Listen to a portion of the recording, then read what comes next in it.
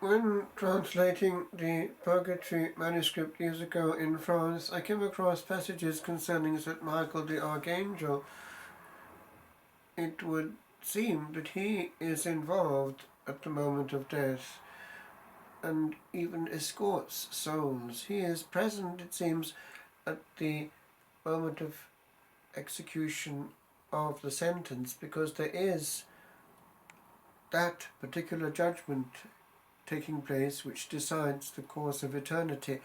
And when one thinks about the cosmic nature of that moment and all that it implies for all eternity, one is not surprised that there are powerful presences at work. And therefore it's important that as one is approaching death, one be surrounded by grace and prayer, sacramentals and all the force of the Church, earthly and heavenly angels. And it is well to prepare, even on a daily basis, the moment of death by having a great devotion to St. Joseph, patron of a good death, remembering how he was the example of how to die in the arms of the Saviour and of the Blessed Virgin. He will keep safe those who have a great devotion to him, we can be sure. And great is his intimacy still with the humanity of the Saviour that he cherished and protected.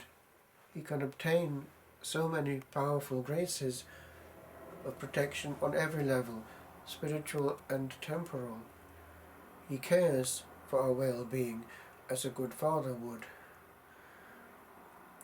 He is also a model for those who want to use time well without dispersion, dispersiveness, leaking of interior energy. In that same manuscript I came across some very good hints for protecting the inner life. This one applies not only to religious but also to those in general who want to be in union with heaven while on earth, avoiding therefore what has to be re-begun in purgatory if the work of preparation has not taken place. To be happy in religion, says the soul in purgatory, trying to help the other one who's helping her, you need to be deaf, blind and dumb. That's to say, you must hear many things that could be retold, but it is often better to keep them to yourself. You're never sorry to have kept quiet. You are likewise obliged to see and hear, as if you had not seen or understood a thing. Oh, if you could but realize how paltry, in fact, are these trifles of which people make such a fuss. The devil makes use of these little straws in order to halt a soul and hinder all the good that it is called to do. Don't let yourself be caught in his game. Have a heart that thinks big and pass over these small miseries without giving them attention. Jesus must have enough attractions for you without your pausing before anything whatsoever outside him. Regard everything as coming from his goodness, whether he afflicts or consoles. It's his love that arranges everything for the good of his friends. At the end of her life, a holy religious years ago said that she saw at that point how so many other things that had been important earlier in life were not so. She saw what was important, but we don't have to wait that moment. Another one, a Carthusian who was dying, said, I've wasted my time doing too many things. He was called to be a confusion, and that meant interior life alone. And so it is that when one is ministering to a person who is dying, all that hovers in the air. One has no idea how much work needs to be re-begun, unfinished business at death, and therefore in purgatory. One has no idea, oftentimes, if the person has prayed at all, if one is called suddenly to a bedside of a person who's dying. Other times one knows that a person is well prepared and wanting to meet the Lord. On the 9th of September 2007, I was called to the bedside of a person whom I had never met. He was in hospital not far from the monastery where I was, and he was already, I think, unconscious. I believe he was not able to make a confession, so I anointed him, hoping for the best. I had no idea of the state of his soul, therefore, but I was consoled later in time when I discovered from the family that he was of faith and practice, so he was prepared by a life of, as one would say, insurance policy already paid up. It's risky to leave it to the last moment. So I just anointed him and came back to my cell and wrote these lines, meditating on that verse of the Psalm 89. Go back, sons of men, where actually we're taught to number our days.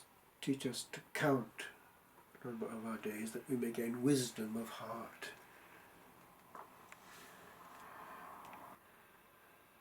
Go back, sons of men.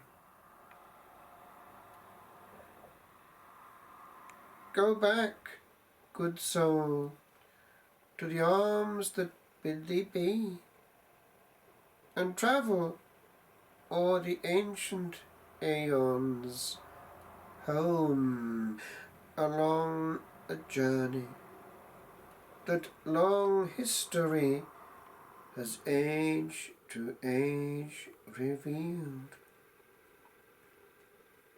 The hour has come to come and go no more, and behind this door that soon must close thy world, there stands and waits a cosmos that shall stand and wait more. Where stand and wait in vain the ill-spun fates.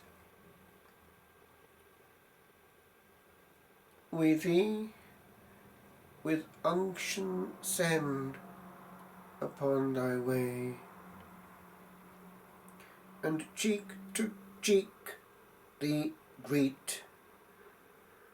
Yet this strange road that thou anon shalt see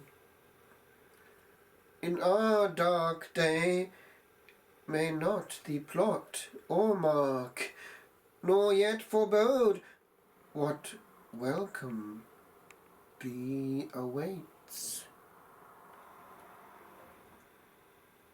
One chance was given,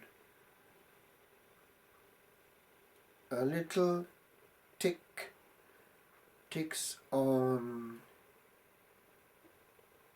in hell and heaven.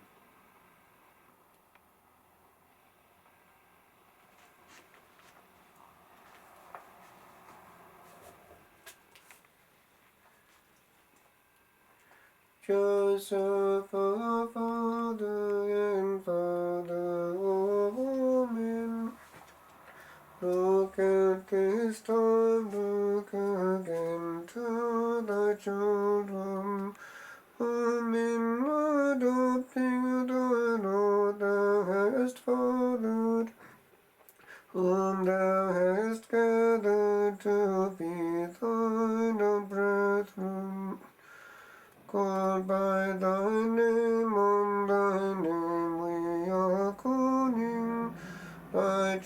watch we all see the perils befalling this house that shields neath the strength of thy wisdom, this child that seldom finds help in his falling. We are thy portion, we are thine own pardon. Walk thou ahead, place our feet where hast trodden. Thine own unhardened, unnoticed, come guiding, thy path of hiding, where secrets lie hidden. For thou art unknown, and wast thus in thy living. None but one thee saw in thy giving. And 'tis the obscure way that we too would follow, in small eyes held our own deep in striving.